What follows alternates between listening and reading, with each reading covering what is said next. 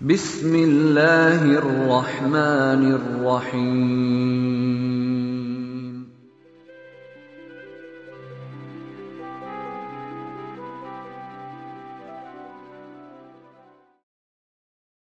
Assalamu alaikum wa rahmatullahi wa barakatuhu. Arabаңыздар. Жаратқан Алла Таалага чексиз мактоолор болсун. Сүйүктүү пайгамбарыбыз Мухаммад Мустафа саллаллаху алейхи ва салламга саламдар жана салаваттар болсун. Урматтуу мусулман бир туугандар, бүгүнкү окула турган сабагыбыз иблистин, яни шайтандын эң маанилүү азгырыктарынын бири. Аңчылар аң улаш үчүн тузактарды коюшат. Ошол жерге барып туруп өзүнүн олжосу түшүп калат. Мына ошол сыяктуу иблис дагы адамдарга тузактарды коет экен. Ар кандай тузактарды коет. Биз дагы жаза басып ошол иблистин тузагына түшүп калабыз. Иблистин эң маанилүү бир тузагы kendine tabi olanlara inkar ettirmektir. Özüne tabi bolgondorго, özüne erчигендерге, же болбосо өзүнө boyun sunganlarga жокко чыгартат дейт. Караңыз. Шайтан бул өзүнө не кылат экен? Шайтанды жок дедиртип коет экен. Эгерде адамдар шайтанды жок дей турган болсо, анда эмесе ошол адам иблистин тузагына илешкен болуп эсептелет. Анткени ыйык Куранда шайтандын бар экендигин Алла Таала айтып атат. Шайтан Адам алейхиссаламга сажда кылбай койгондугун айтып атат. Шайтан не? Ясин сүрөсүндө айтат: Астагфирулла. Иннаху лакум адуввун мубин. Акыйкатта ал шайтан дейт да, силердин ачык бир душманыңар деп бизге ачык бир душманыбызды көрсөтүп берип атат. Şu zamanda hususan maddiyunların felsefesiyle zihni bulanlar azırkı zamanda özgöçö materialistik filosofiya menen zihni akidesi bulganıp kalgandar. Эми карасак, bizdi ар кандай университетке киргенден баштап ошо материалистик философияны окутуп атат да. Биринчи курстан баштап кирет. Мына ушул философия менен материалистик пикирди, ушул көз карашты биздин аң сезимибизге сиңирип олтуруп, зээнибизди булгап, бизди күмөнгө салып койгондугу үчүн шайтандын бул дасисасына, бул азгырыгына каршы бир эки сөз айтабыз. Мында жеткенде шайтандын бар экендигин бир аз мисалдар менен далилдейбиз. Бул жерде 4 далилди келтирет. Biz birincisini inşallah sizler menен çoğu okuyuz. İnsanlarda şeytan vazifesini gören cesedli ervahi habise. Adamların arasında şeytandın vazifesini, şeytandın milletin atkarıp atkan şunçalık jaman ruhtu deneler var. Adamdın arasında ne? Şeytandın vazifesi milletin atkarıp atkanlar. Ne? Sen namaz okuyaylı koy, karıganda dele okuysun da. Her kандай şeytani fikirlerdi beret takım ne kılat? Adamdı azgırıp ушул исламдын жолунан бурууга аракет кылат. Мында жеткенде жалгыз Алланын өзүнө баш ийүүдөн не кылат экен? Ошодон бурат экен да шайтандын вазифеси. Эми ошол сыяктуу адамдардын арасында дагы ушундай бир адамдар бар. Буну билмушахеде көрүп атабыз. Биз буну көзүбүз менен күбө болуп, азыркы турмушта көрүп атабыз. Айданабыз да ушул нерселер болуп атат. Ошол сыяктуу джинниден жеседсиз эрвахи хабисе дагы булундугуна карасак, джиндердин арасынан дагы дал ушул сыяктуу джиндердин арасынан дагы дейт, ушундай бир жаман рухтуу денесиз махлуктар бар дейт да. Адамдардын арасында кандайча жаман адамдар болсо, джиндердин арасында дагы ушундай жаман Алланын жолунан адамдарды бурмалап, бузуп, тескери жолго үгүттөгөн дагы джиндер бар. Kur'an-ı Kerim'de minel cinneti ve nas. Nas suresinde ayet var. Bu ne? Cinlerden dağı, adamlardan dağı var da oda cinlerdi. O katiyettedir. Bu dağı uşunçalık açık aykın bir dalil olup esirtilet. Eğer onlar maddi ceset giyseydiler. Eğer dedi oşol Cinderler, bayağı şeytanda bizge gözgө көрөнбөгөн шайтандар деп атабыз го. Эгерде ошолорго дене кийгизе турган болсок дейт да, материалдык бир дене кийгизе турган болсо, анда эмесе баягы биз айтып аткан шерир инсандардын, ушунчалык зыянкеч, жаман инсандардын эле дал өзү болмок дейт да. Кадимки эле денелешкен жаман адамдардын эле бир кейпин киймек. Hem eğer bu insan suretindeki insi şeytanlar, oşonda öyle, eğer bu adamdın suretindeki, adam kelbetindeki insan şeytanlar, adam şeytanlar, eğer denesini çıkarıp koya turgan bolsa, je bolsam, al dene ruhu çıga turgan bolsa da, anda mesela denesini çıkarıp ile ruhu kala turgan bolsa da, anın canı ne? Şu cin, iblis siyahtı öyle bolup kalmak deydi da.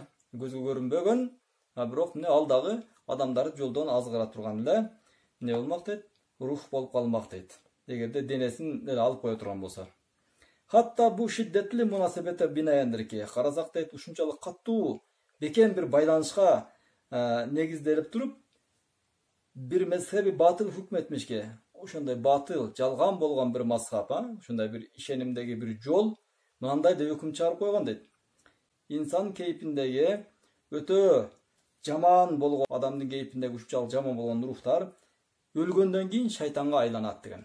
Эгерде ушунчалык жаман адамдар эгерде өлө турган болсо, алардын рухтары шайтанга айланып кетет. Азыркы биздин тегеребизди азгырып аткан шайтандар ошолордун рухтары дегендей туура эмес ишенимдеги адамдар бар дейт. Бул дагы азыркы ушул өтө ысык болгон бир байланыштан улам ушул өкүмдү чыгарышкан. Малумdur ki bizge belgilүү ala bir şey bozulsa edna bir şeyin bozulmasından daha ziyade bozuk olur. Ушунчалык жогорку сорттогу кымбат bir нерсе бузула турган болсо, жөнөкөй төмөн нерседеги нерсенин бузулуусунан дагы бузук болот, андан дагы жаман болот деп атат. Мисал берип атат, насыл ки сүт ve йогурт бозулса, кандайча дейт, сүт же болбосо айран бузула турган болсо, аны жесе болот. Айран ачып кете турган болсо, андан сүзмө жасап койсо болот, курут жасап койсо болот. Süt eskirip ketip aткан болсо, аны тартып туруп, каймак кылып койсо болот. Каймак ачып кетип аткан болсо, аны жүрүп туруп, сармай кылып койсо болот. Як бозулса емилмес. Эгерде дейт, ошол май, сары май бузулуп кете турган болсо, ал желбейт, ал уу болуп калат дейт. Анткени ошол сүттүн эң катмарларынан сүзүп келип эң жогорку даражадагысы, эмне жеткен эң магызы бул сары май болуп атат. Ушул сары май эгерде бузула турган болсо, ал таптакыр жегенге болбойт, тескерисинче кеде дейт, ал уу болуп калат дейт да. Аны жеген адам ошо эмне отравить этип өлүп калышы мүмкүн. Ойлады, махлукаттын эң мукарреми, жаратылган Алла Тааланын махлуктарынын ичинен эң мукарреми ким? Бул инсан. Бул жөнүндө Кур'ан-ы Каримде дагы аяттарда көп келет. Исра сүрөсүндө "Валакад каррамна бани Адама", садакаллахул азим. Биз инсанды мукаррам кылдык дейт да, эң урматтуу кылдык дейт да, бул аламда эң урматтуу кылдык. Бакара сүрөсүндө ошо Аллах Таала мен жер бетине халифа жаратам деди. Ошол убакта эмне кылды? Бүт бардык периштелерди Адам алейхиссаламга сажда кылдырып койду. Мына ушул жерде дагы биз Адам атанын периштелерден дагы жогорку, эң улуу даражадагы бир махлук экендигин көрүп жатабыз. Жабраил алейхиссалам баш болгон бардык периштелер эмне кылды? Сажда кылышты. Балки эң ааласы болгон инсан, ошол махлукаттардын эң жогоркусу болгон инсан, "Лакад халакнал инсана фи ахсани таквим" Тин сүрөсүндө дагы айтат, биз инсанды эң жогорку келбетте, эң жогорку сүйкүмдүү бир келбетте жараттык дейт. Мына ошол ахсани таквим даражасында жаратылган инсан эгерде бузула турган болсо, ушул адам бузула турган болсо, бузулган айвандардан, бузулган жырткычтардан дагы бузулган бузук болот дейт. Алардан да өткөн бир бузуку болот. Бир ит эгерде кутуруп кеткен болсо, андан качып кутулуу же болбосо мүмкүн да. Же болбосо бир ачууланган бир буканы көрсөк, же болбосо бир арстанды көрө турган болсок, андан бир темирдин аркасына жашынып, же болбосо бийикке чыгып жашынып, качып кутулууга мүмкүн болот. Бирок адам ушунчалык бузула турган болсо, адам айный турган болсо, аныкы өтө коркунучтуу болуп кетет да.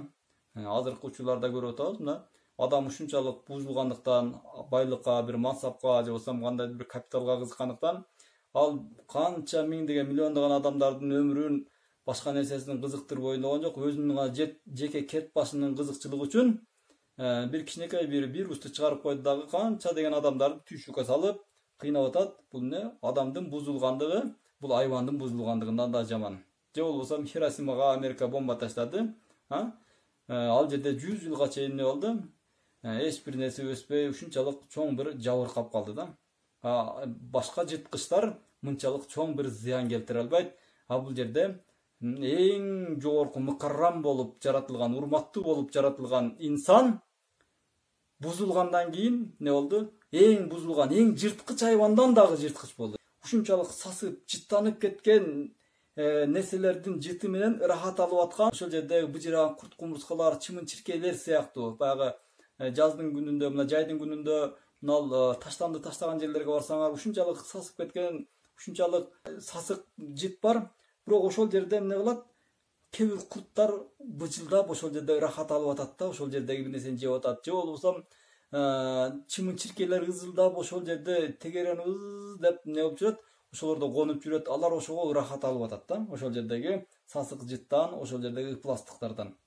Мына ошол сыяктуу дейт да, же болбосо дейт да, адамды бирөөнү чагып алуу менен, ууландыруу менен ырахат, лаззат алып аткан жыландар сыяктуу адашуу баткагындагы жамандыктар менен дейт, адашуудагы күнөөлөр менен дейт да, жаман ушунчалык адеп ахлактар менен дейт, жаман ахлактар менен алар ырахат алып, ушундай кылмыштардан, күнөөлөрүнөн жасап алып, кайрадан ошодон ырахат алып отурган инсандарды көрүп атабыз.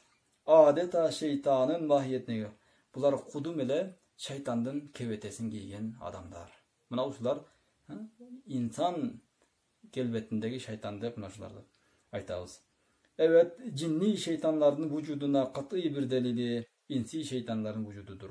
Demek bu yerde bizge aytılıp atat.